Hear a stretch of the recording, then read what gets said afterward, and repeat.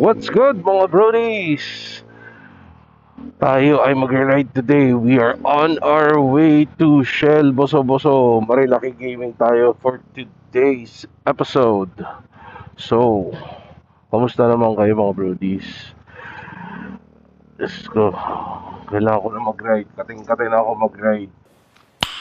Nice. Weather's been pretty bad these past few days, and it's been a couple of weeks na rin since hindi ako naka-ride. Ayun. And syempre, outlet natin to whenever we're stressed, di ba? So, kailangan natin makalabas at makatanggal ng kate sa pag-ride. And I think today is the perfect day to do it. We are also breaking in our new helmet. Wow! Shout out to Motoman.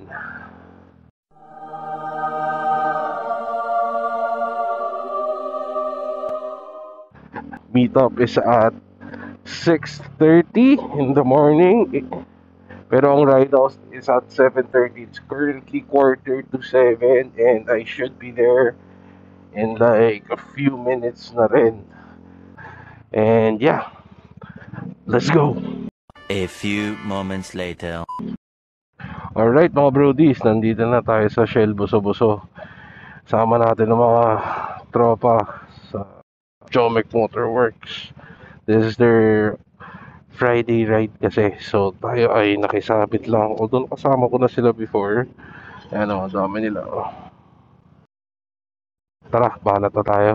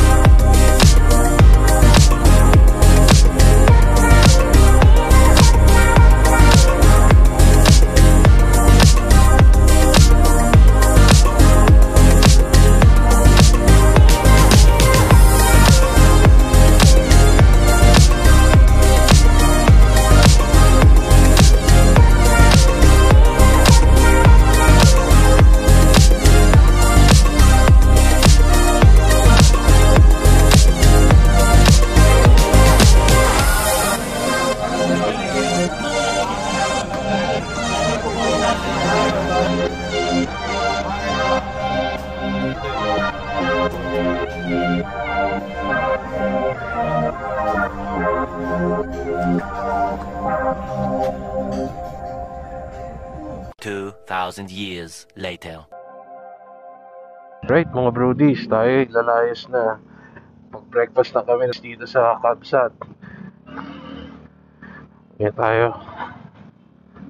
Let's go. At mukhang uulan. Sana hindi umulan, Lord. Please.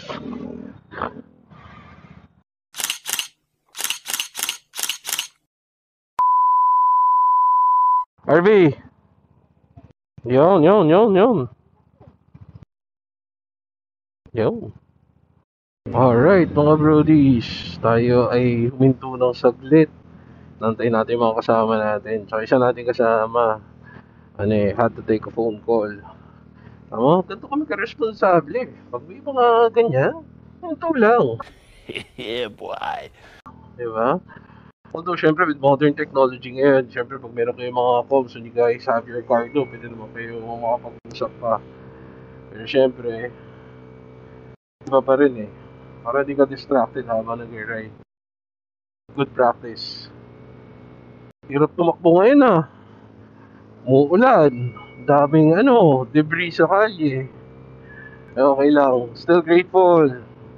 We got to ride today. Sarap. At least malamig. Diba? Mindset lang. Mindset. Today kasama ko yung mga VRP or Vespa Racing Pilipinas. Grabe, mga idol mga yan. Gagaling mag-ride. Yung akala mo, yung pilit na bumabakbak pero natural lang sa kanila. Galing. Siyempre, skill level natin, hindi naman tumatapat sa kanila. Pero, at least, they're good people, di ba? Very chill sila kasama. Madalas kong usap dyan, si RV. Shoutout to you, RV. Shoutout din sa Pro Scoots. May shop yan, si Boss RV. I'll put a clip right here. Mahusay yan. Tropa pa, kaya okay din. Saka pag may hinahanap kayo mga second hand scooters na quality, yan, may RV. Is mausisa mo na sariwa, alaga, di ba? Right now, tingin ko pabalik tayo boso-boso. Tingnan natin kung may mga tropa pa doon. Yeah, balik tayo QC. Mga kasabay naman tayo eh. Gusto ko pa sumundot ng trabaho eh. Alam nyo naman, malipin ang salapi. Para meron tayong pang mods. One eternity later.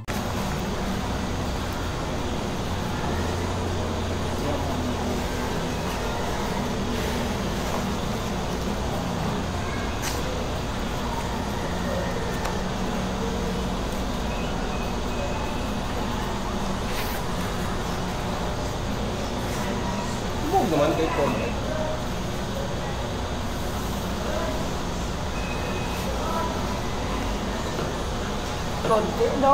A few moments later. Alright mga brodies, nag-change outfit lang tayo. Kasi pinagawa ko naman yung isang jacket. Ito naman pina-repair ko din. So yun. So that's my day for today. Nakapag tayo ng pagkain. Dito kasi sa Kamuning Market, try ninyo yung palabok ni Aling Norma. Sobrang champion mga brodies. As in, she has been making palabok for 47 years. At si Aling Norma pa mismo, nakapwesto pa rin doon. Makakachika niyo yun. Galing, sarap. Although today, walang lechong kawali na toppings. Pag Biyernes kasi hindi sila nagsaserve masyado ng karne. Diba? Yun, we're on our way back home na with our palabok. Pasalubong ko kay Kina. Dapat kasi dadaanan ko siya sa clinic. Nag-take out ako ng food from Kabsat. Tapos, dapat nga surprise, diba? So, ending ako ang na-surprise kasi wala siya sa clinic. So, ayun. If you made it this far, mga brodies, maraming salamat.